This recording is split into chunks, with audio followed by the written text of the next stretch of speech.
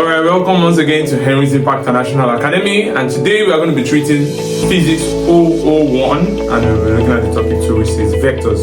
So before we dive right in, don't forget to subscribe to our channel and click on the notification bell below so that whenever we drop content like this, you will be notified. Okay, good. Let's jump right in now. We have vectors.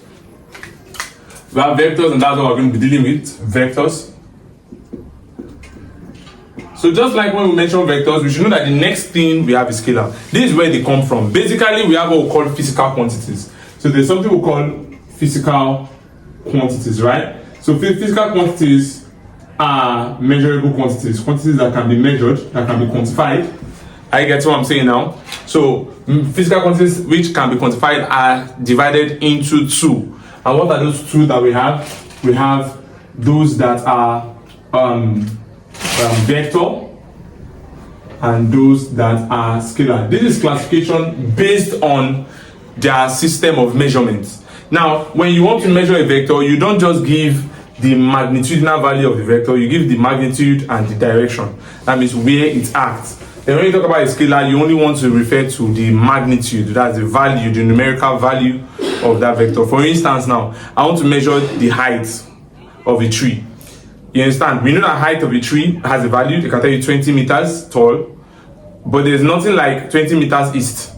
I get it now. When you're talking about the height of something, that means that when you're measuring height, that's scalar kind of property because you're only going to be considering the magnitude. So scalar quantities are quantities that have magnitude but no direction. While a vector quantity is one that has both magnitude and direction, and that's literally what we are going to be looking at today. So a vector quantity is a quantity that has both magnitude and direction, and that's what we're looking at. We have a number of vector quantities. We have velocity.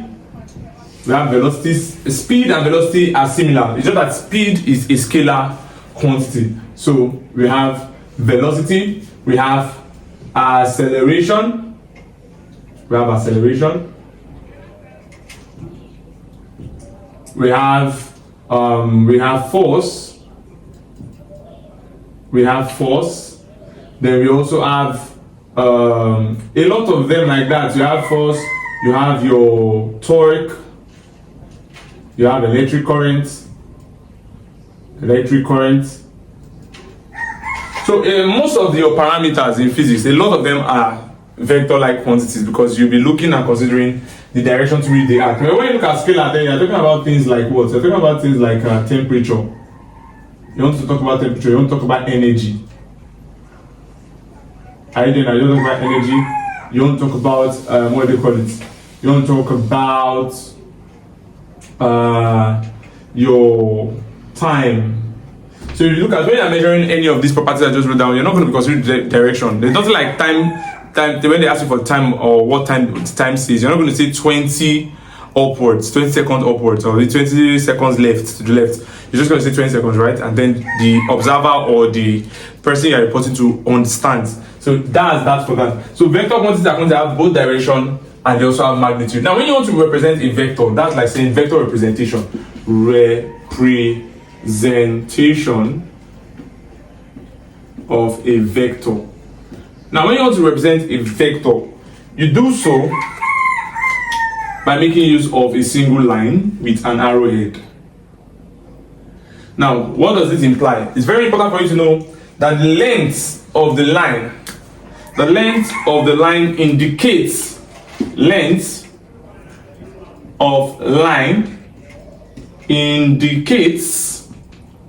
its magnitude.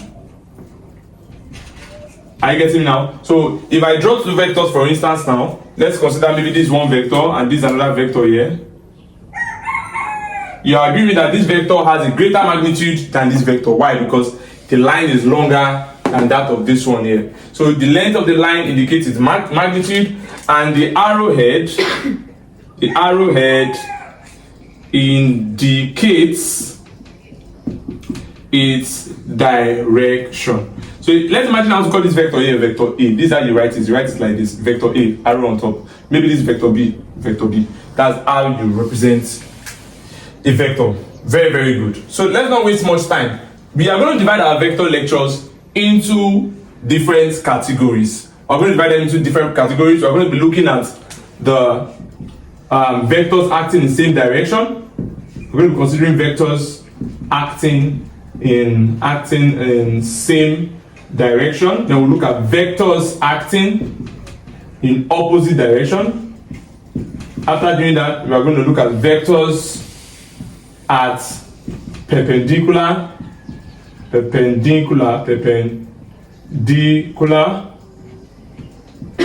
angle, that's right angle.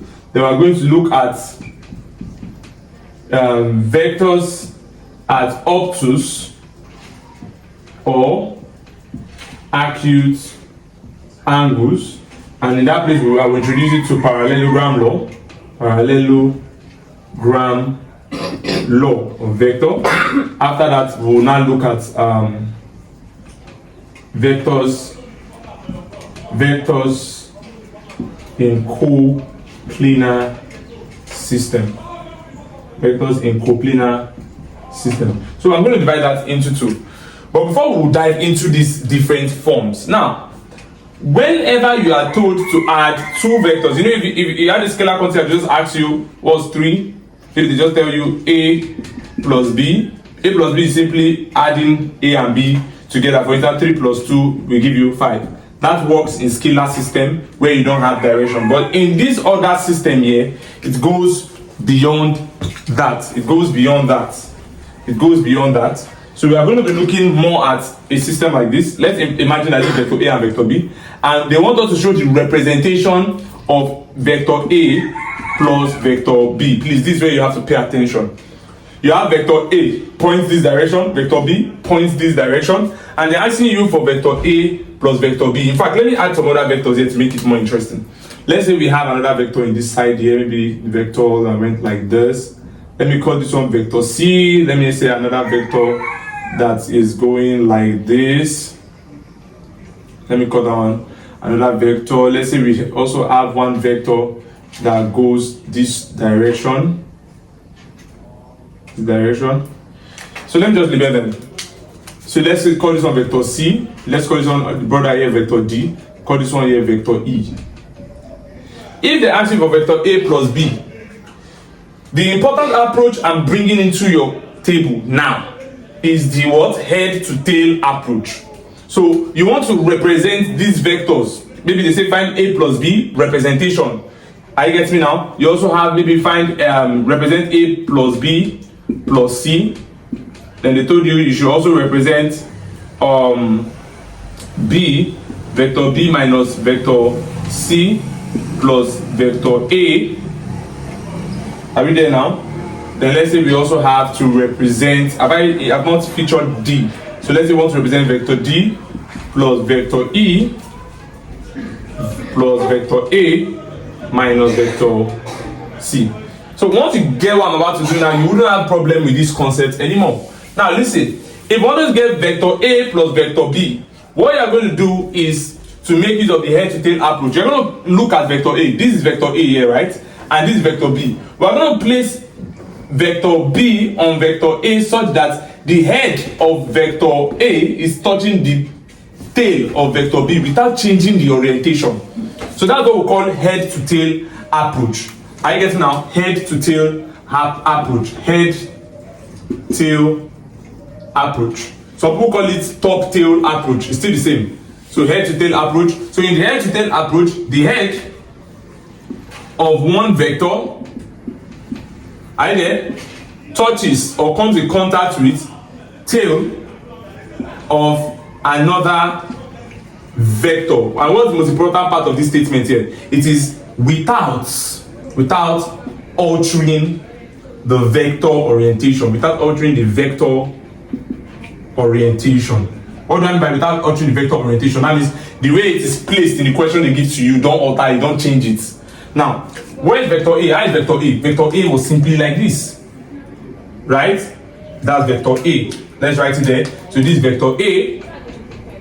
Good. How about vector B? Vector B is simply like this. So we're just going to carry vector B the way it is and put on the head of vector A, so that the tail of vector B is with the head of vector A. And that makes us have a diagram that's like this. Yes. So this is vector B. This is vector B. The question says we should represent vector A plus vector B. Vector A plus vector B is that vector line that goes from the tail of the first vector to the head of the last vector. What the first vector will do? Vector A. What the last vector will do? Vector B. Where is the tail of vector A? That's this point here. Where is the head of vector B? That is this point here. So the resultant vector is simply this vector right here that you're going to draw connecting these two. So this vector here is your vector A plus vector B. That's your vector A plus vector B. Very, very simple. Let's also look at this vector A plus vector B plus vector C. We've just finished analyzing. If you are with me, I believe that you can pause the video to try it and see if you're going to get it. But if you're with me, you know that this vector A, we said we are not going to change its orientation. It's still going to look like this. Vector A, as the question gave us. Vector A. How is vector B? Vector B is like this. By using our head to tail. Head to tail. And we also have plus vector C. Now that plus vector C is how it points up in this direction here. You're just simply going to do that. Follow the head and tail. Where is the head? This is the head. We want to add vector C. So as vector C tail should be in the head of vector B and go like that, the way it is oriented. Now, I'm going to bring you guys into light or something now. This is vector A, this is vector B, this is vector C. Watch something now that Jupeb can do to you. I'll show you something now. This vector here, if I want to draw the vector A plus vector, that's the vector that represents A plus B plus C, we said it's going to start from the tail of the first vector to the head of the last vector. This is the head of the last vector, this is the tail of the first vector. It means that that vector is that vector that's going to be like this. If I'm not mistaken. Let me first do dotted lines so I don't make mistake. Yes. That's this vector that is here. Yes, exactly. So this vector is vector A plus vector B plus vector C. The question there is that some people will be like, I don't think I've come across this kind of thing before where the vector is going to look like this. Remember that it's this line that matters. And remember that vector A plus vector B plus vector C is still the same thing as vector B plus vector C plus vector A, which is still the same thing as anyhow you arrange it.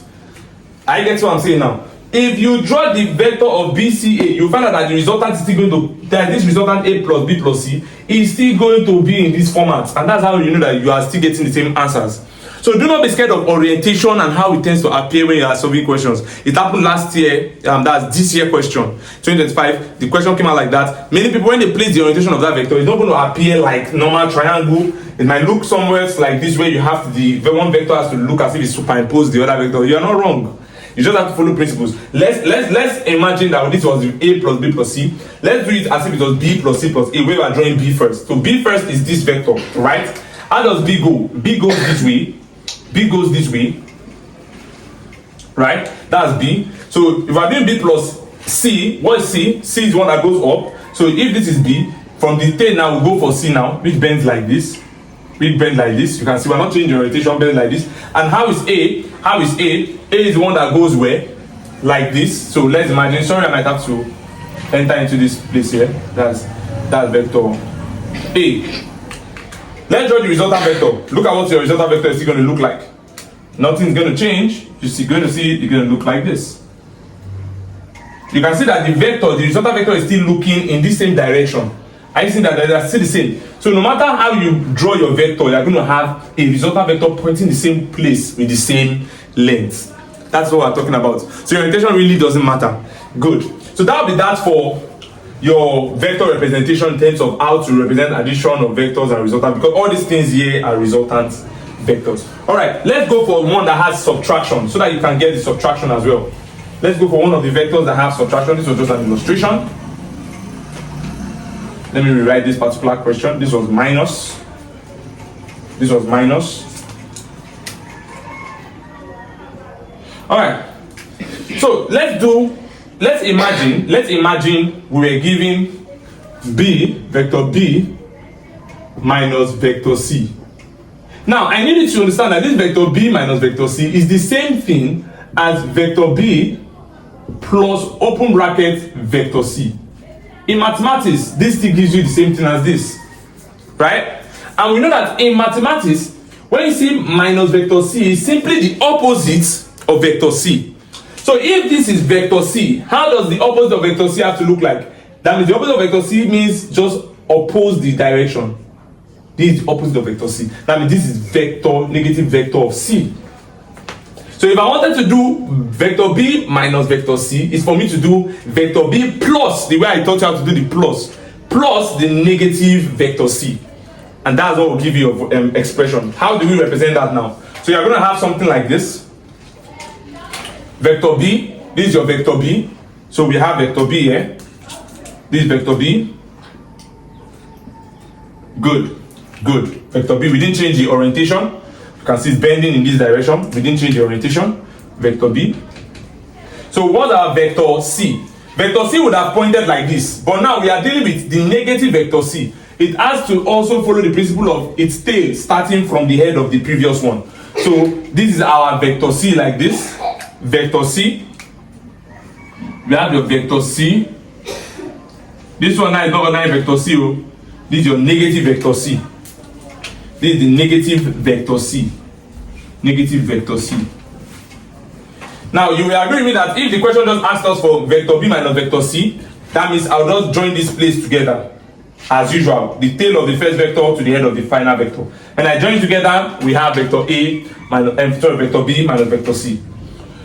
But now the question said we should do plus vector A. Where's our vector A? This vector A. So if I'm plussing it by vector A, I'm literally still going to bring another vector that is going, you see how vector A went like this. So the tail of vector A has to be at the head of vector C.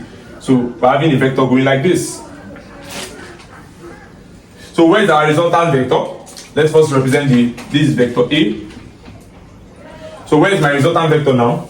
I will accept and agree that my resultant vector is the vector that goes from the tail of the first vector to the head of the final vector. I said it earlier.